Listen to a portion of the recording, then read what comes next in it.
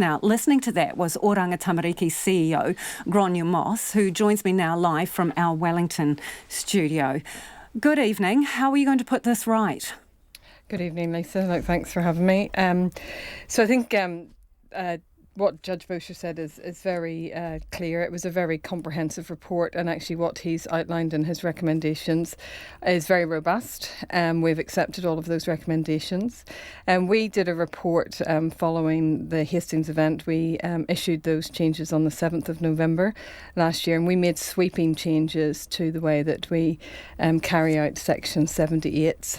So we're actually well down the path of the changes that the Ombudsman has highlighted, and we're already working with partners to put things right. Okay, so that's great, but I just want to address the cases that the Ombudsman has spoken about today. He said as any responsible agency will be going back and reviewing those files to see if you made the right decision, to make sure you didn't unnecessarily remove a child from their parents. What are you doing about that? We will be doing that. We received this report in draft 10 days ago, so it was the first time that we had seen it. We've been working with the Ombudsman's Office, who've been very constructive, and we're actually meeting again with them next week to continue the constructive work that we are doing with them, and we need to report back to them in 3 months' time, and one of the parts of that report will be our review of the 74 cases and where those babies are at the minute and how they're being supported and cared for, and if the right decisions weren't made and what we've done to make reparations. Okay, how could things go so badly wrong? Well, I think again, the Ombudsman was very clear that we have quite a job on our hands in terms of the troubled agency that we inherited.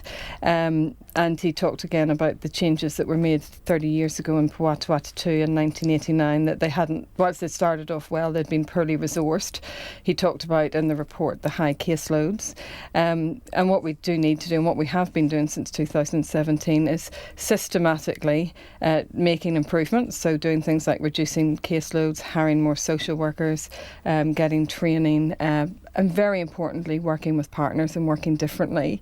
But we have to accept, and I do accept, we've had historic problems with our Section 78s. It hasn't been good enough. And as I say, we've made significant changes following our review on the 7th of November last year. And the Ombudsman's changes will reinforce those changes. So I'm very... So do you see these problems as historic? You've used that word. Is that how you see them? Oh, I think these problems have been going for a very long time, so that's what I mean. I think we made significant changes on the 7th of November 2019. The Ombudsman looks at cases from the 1st of July 2017 to the 30th of June 2019, so it was before we made our changes. I accept the Ombudsman saying that a number of these problems are entrenched and we've got quite a job on our hands. So what I would say is we have started to make changes. The data is promising. The feedback from partners is promising. But is this fixed? Absolutely not. We're going to have to work at it for some length of time, and particularly in partnership. And that's why I've been really pleased with the range of partnerships that we have developed since the Ombudsman looked at those because 74 cases. The thing is, referring to these as historic cases may well be offensive to a number of people. These are lifetime decisions that have been made about families. There is a legacy to that, and erosion of trust is one of the ones that the Ombudsman has discussed there. I mean, what responsibility do you take for the trauma and the stress that these families, some of these families, may have unnecessarily been placed under? Oh, look, I take huge responsibility for that, Lisa, and it's completely unacceptable. I'm sorry, maybe you misunderstood me. What I meant was that actually these challenges in our practice have gone on for some time. I think we hear the pain, the mai of people who have been in the situation where they have lost their children. Those people have talked to me direct. I'm incredibly committed to improving our practice. That's why we made the sweeping changes in November. And as the Ombudsman says, we have to get this right. I think the other thing that has been, and what I've really appreciated about the Ombudsman's approach is he's happy to walk alongside us, and that's where I've been incredibly appreciative of also our partners' approach. So partners like Tūhoe, partners like the Māori Women's Welfare League, they want to work alongside us because we'll only get this right when we do it together. It is about empowering hapu, iwi and whānau, and Oranga Tamariki can't do that on its own. So the Ombudsman referred to the quantum leap that is required for you to turn this agency around by 2022. Are you the right person to do that? Because you presided over this organisation over the years that he has reviewed these cases and found these fundamental mistakes.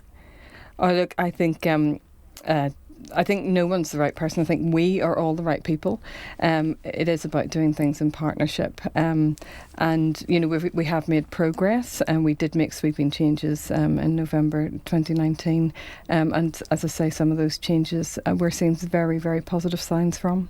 Do you understand how that will be a poor consolation for some families involved with you during the time that has been reviewed? And I'm just wondering how you can rebuild trust in an organisation who has done these things that have been highlighted. I mean, and I can go through the list of failures.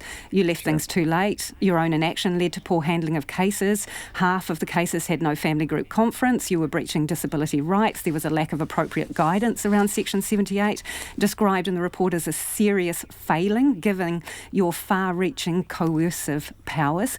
Have you, as the leader of this organisation, gone past the point of return in terms of leading it into the future? No, I don't think so. I think we've been very open. We have made significant changes. I mean, the Ombudsman himself said we worked with him very constructively. We need to make those changes. We've already started to make them. Of the 4,000 babies that came to our attention over the period of the Ombudsman's work, 300 of them came into care. There are times that we do get it right. We need to get it right more often. But back to your point, Lisa, that you very eloquently put, there's absolutely no consolation for these families, and what we need to do is do the work on the cases and see what reparations we can make.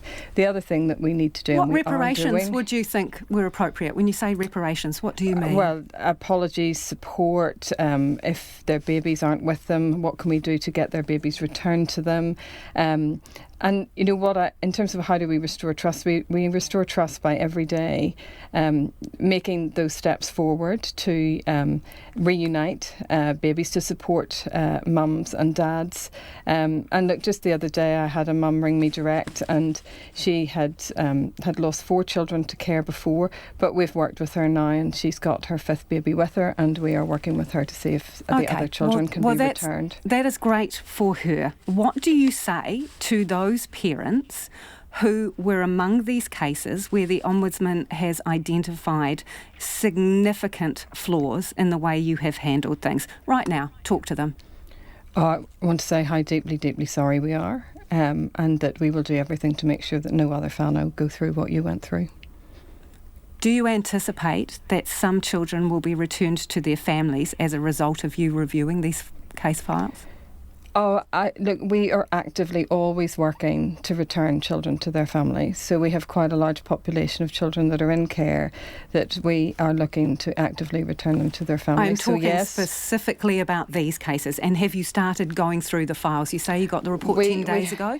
Yeah, so we have started to go through the files, and as I say, we will be reporting that to the Ombudsman, and I'm really happy to come back and share what the findings of our work is, Lisa. Are you going to resign? Oh no, not at all, not at all. I mean, as Peter Bosher said, he's here for the long haul, and so am I. Appreciate your time this evening. That is the CEO of Oranga Tamariki, Grainne Moss.